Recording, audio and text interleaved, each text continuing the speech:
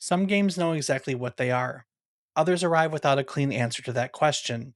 And sometimes that's exactly the point.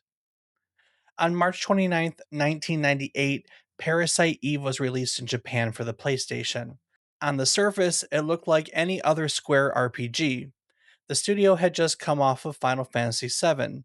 Players knew what to expect: a sweeping world, a long journey, a battle system with menus and turns needing patience.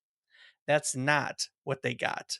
This game opened at the Opera, Christmas Eve, 1997, Carnegie Hall. A packed audience, a stage performance, and then, without warning, everyone in the building burst into flames. Everyone except the main character. She was a rookie NYPD officer, and whatever was happening to the city, her body already knew how to survive it. What followed wasn't a fantasy. It was New York, Central Park, the Museum of Natural History, the Statue of Liberty. Real places made wrong. The threat wasn't a dark lord or an ancient evil. It was something biological, something already inside every living thing, quietly deciding it was done taking orders. The combat never let players get comfortable either.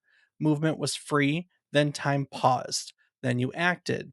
It sat between reflex and strategy in a way that didn't have a name yet.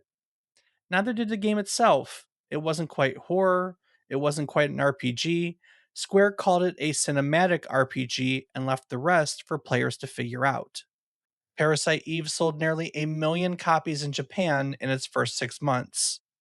It launched a franchise and left behind a version of New York City that players still haven't quite shaken.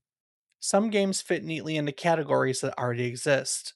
Others show up at the opera on Christmas Eve and remind you that the most unsettling thing in the room isn't the one always doing the burning.